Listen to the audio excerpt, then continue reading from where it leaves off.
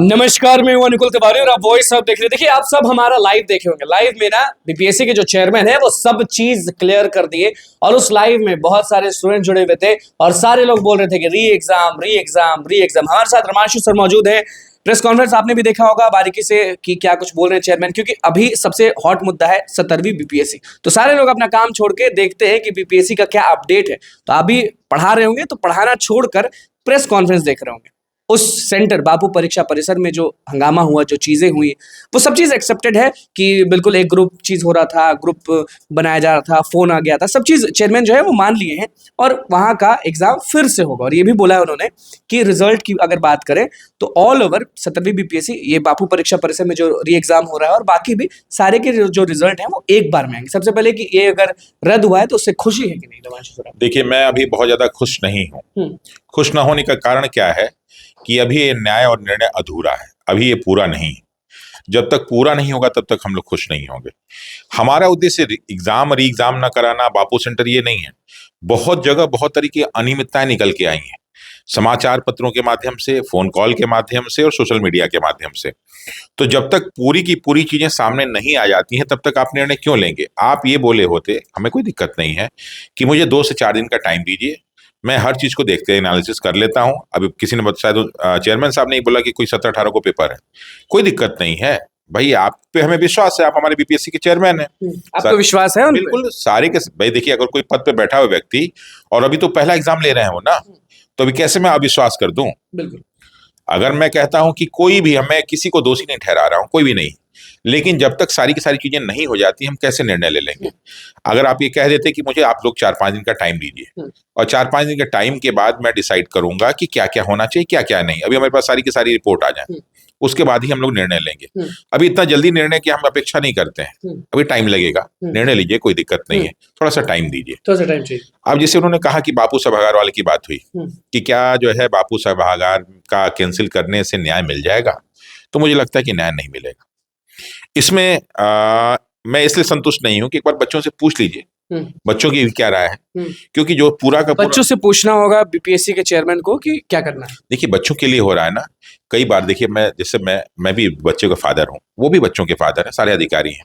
कई बार हम लोग दुकान पे जाते हैं तो बच्चों से पूछते बेटा क्या चाहिए, बिल्कुल, क्योंकि बच्चों के लिए ही। ये परीक्षा में तो आप तो बैठे नहीं, कोई अधिकारी तो बैठे नहीं, आपको क्या मतलब उससे? बच्चों के लिए हो रहा है ना कि हम अच्छे अच्छे बच्चों को इसमें शामिल करें। तो बच्चों से पूछिए कि क्या चाहिए। तो कई बार बच्चों की जो डिमांड होती है, अगर मुझे लगता है गलत डिमांड है तो नहीं करते हैं, उसको डाइवर्ट करते हैं, मना नहीं करते, डाइवर्ट करते हैं, और सही डिमांड है तो उसको मानते हैं।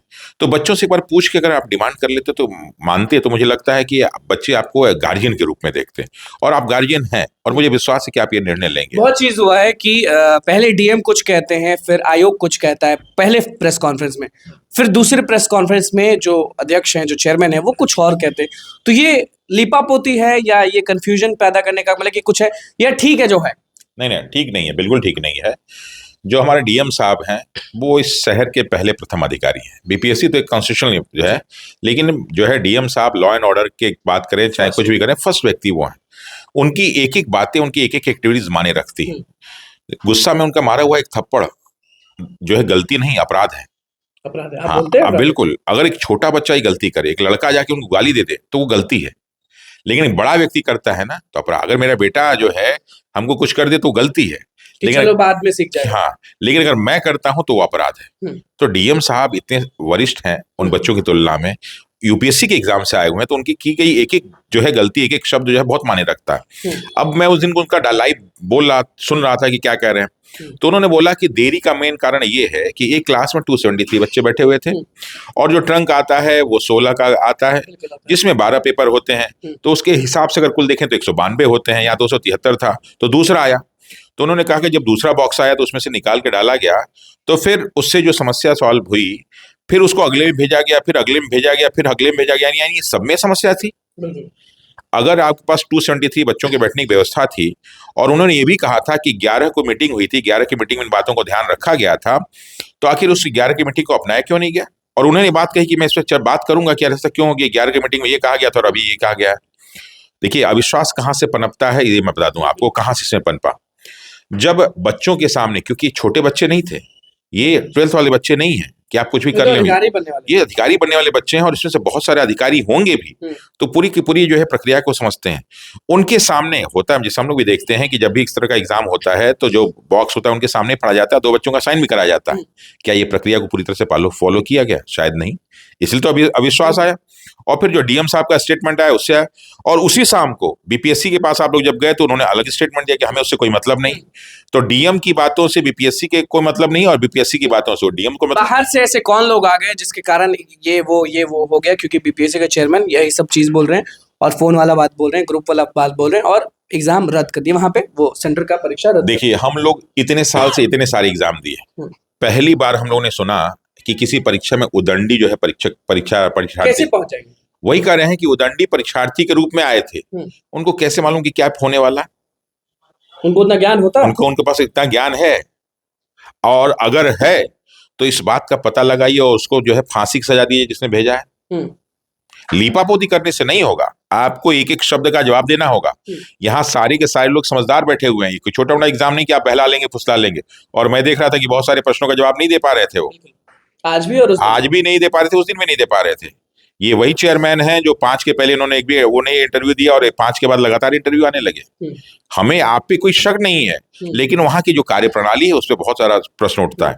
अब आपने उससे कहा कि उदंडी बच्चे आ गए थे, उन्होंने ऐसा किया, कुछ बच्चों ने ईमेल भेजा, ये किया वो किया, तो उन बच्चों की पूरी हिस्ट्री खंगाली जाए, देखा जी कौन बच्चे हैं वो, क्या दिक्कत है? आपके पास सारे का सीसीटीवी कैमरे है, आपके पास तो चुन चुन के उनके बारे में जाने और हिस्ट्री जाने कि पहले से ऐसे हैं या बिल्कुल उनकी एक एक चीज को देखिए, आप किसी से जुड़े हैं तो वो बताइए, एकदम सामने लाइए, क्या दिक्कत है? आपके पास सीसीटीवी कैमरा है, आपका सारे डॉक्यूमेंट्स उपलब्ध एक हैं। सीसीटीवी तो उन्होंने दिखाया है जिसमें बाहर से लोग नहीं, देखिए एक सीसीटीवी से काम नहीं चलेगा, सब दिखाना होगा, सब दिखाना होगा, सब देखिए, सब दिखाइए।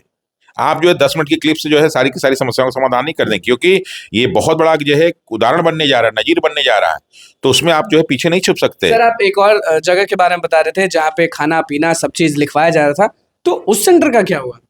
हाँ, एक तो और भी था कि जो न्यूज़पेपर में छपा हुआ था कि वहां पे बच्चों के साथ जो इस तरह का ट्रीटमेंट किया गया, कोई डाउट नहीं, हम लोग भी देखते हैं कि बहुत सारे बार जो है गेस्ट हाउस में व्यवस्था की जाती है, वो कोई समस्या नहीं है। लेकिन हम उन बच्चों की बात नहीं कर रहे हैं, लेकिन जो न्यूज़पेपर में छपा हुआ था, दैनिक भास्कर में, खुले रूप से बोल रहा हूं, दैनिक भास्कर में जो छपा हुआ था कि क्या उन बच्चों के साथ एग्जामिनेशन भी उसी तरह का ट्रीटमेंट हुआ तो नहीं है, इसकी पता लगाया जाए।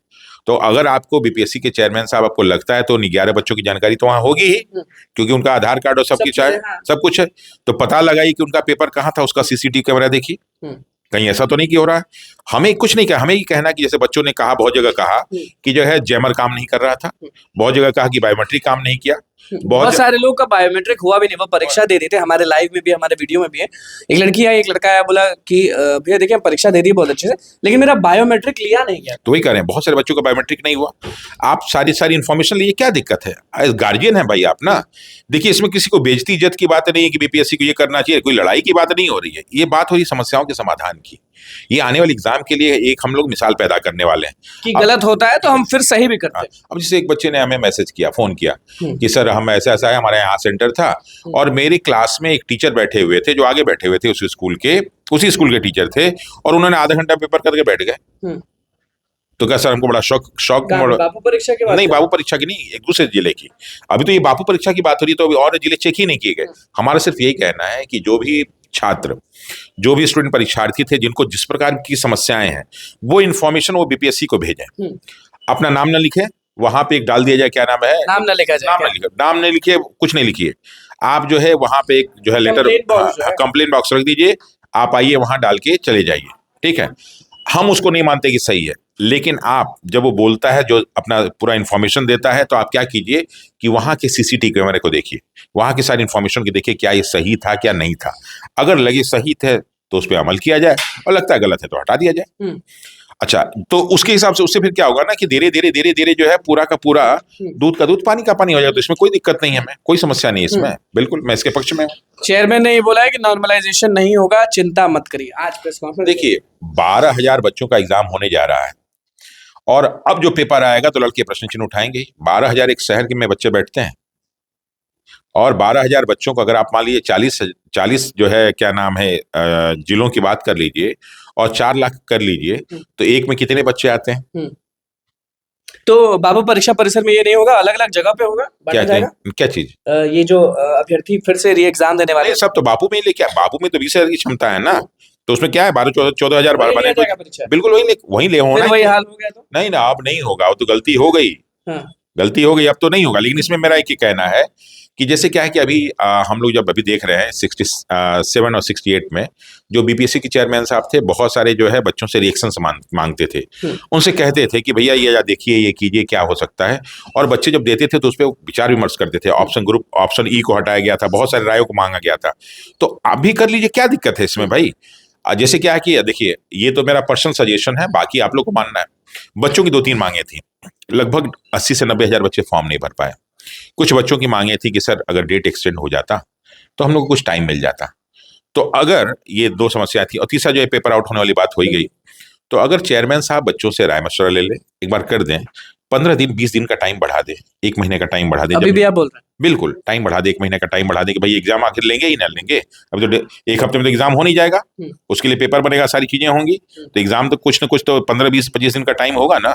ठीक है, बापू सभागार में होगा, बहुत अच्छी चीज है, बहुत बढ़िया है कि बापू सभागार में, मतलब बापू क्या कहते हैं, परीक्षा भवन में, हम तो चाहते हैं कि वहीं हो सारा का सारा।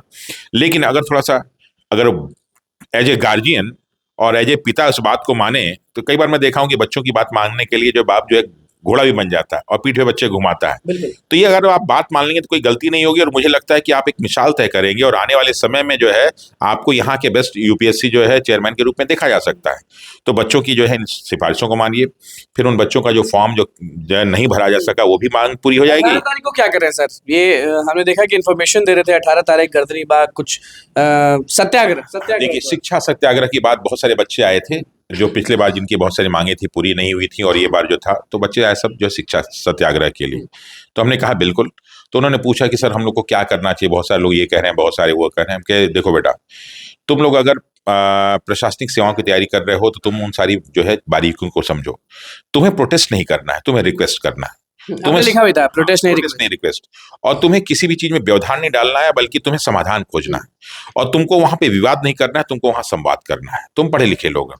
तो बीपीएससी जो है ऑफिस घेरना, पुलिस वालों से लड़ाई झगड़ा मारपीट, ये कोई समस्या का समाधान नहीं है, क्योंकि वो सब हमारे परिवार के जो बीपीएससी में बैठे हुए हैं, जो पुलिस वाले हैं, सब घर परिवार के लोग हैं। क्या लड़ाई झगड़ा करना भाई? हम अपनी मांग को लेके आ रहे हैं, और मैं तो सारी मांग आपके सामने रख ही दिया, इसको सही ढंग से कर दीजिए, सारी की सारी क्या समस्या। करना चाहिए? पूरा बीपीएससी 17वीं को रद्द कर दिया जाना चाहिए? देखिए, अभी जैसे क्या हुआ कि मैं देख रहा था कि ढिल्लन साहब जो है पुलिस मुख्यालय में कह रहे थे कि हुई भी बात जो है हो रही थी, तो उसमें कहा कि 3 कोचिंग माफिया हैं, अगर उनका नाम उजागर किया जाएगा, और गिरफ्तारी शुरू हो गई, ये भी आप जानिए। ये बहुत अच्छी बात है। तो ये तो जो है कोचिंग माफिया हुए, शिक्षा माफिया भी तो होंगे। अच्छा, कोचिंग माफिया अलग है, शिक्षा माफिया अलग? बिल्कुल, दोनों सेम नहीं है, दोनों अलग अलग होंगे। कुछ शिक्षा माफिया, देखिए कोचिंग के जो टीचर हैं उनकी इतनी क्षमता और इनकी औकात नहीं कि इस तरह का काम कर लें।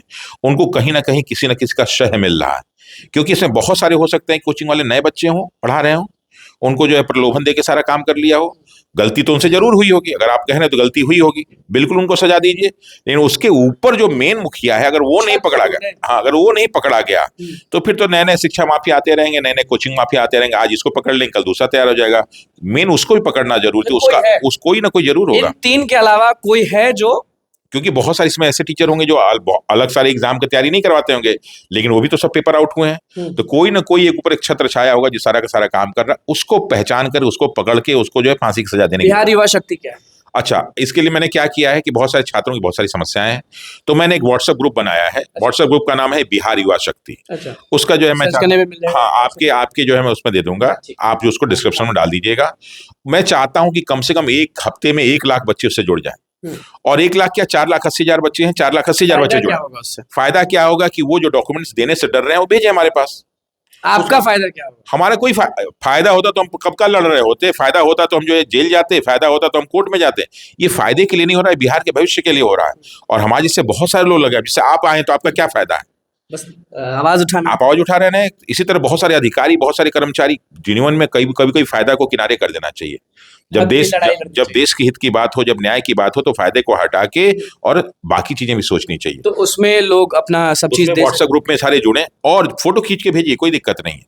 ठीक है, अब अपनी बात को कहिए, आप अपने सेंटर को कहिए सर यहाँ पे हुआ था, मैं आपका नाम नहीं उजागर करूंगा और मैं बताऊंगा कि साहब ये सेंटर है, ये नाम है, एक बार जाके आप देख लीजिए। आप चाहिए, आप बोलिए। मैं जाके बोलूंगा, अगर मुझे बुला जाएगा बोलूंगा, सारी समस्या को बोलेंगे। और जब तक आप इकट्ठा नहीं होंगे ना, छात्र जब तक इकट्ठा नहीं होगा, उसकी बात नहीं सुनी जाएगी। लड़ाई जीती जाएगी कि नहीं बीपीएससी से? लड़ाई तो साहब जीतेंगे और 100% जीतेंगे। कोर्ट जाइएगा, गर्दली बाग धरना स्थल पे जाके चिल्लाइएगा। नहीं, ये लड़ाई नहीं है, ये लड़ाई है ही नहीं है, लड़ाई तो ये है ही नहीं है।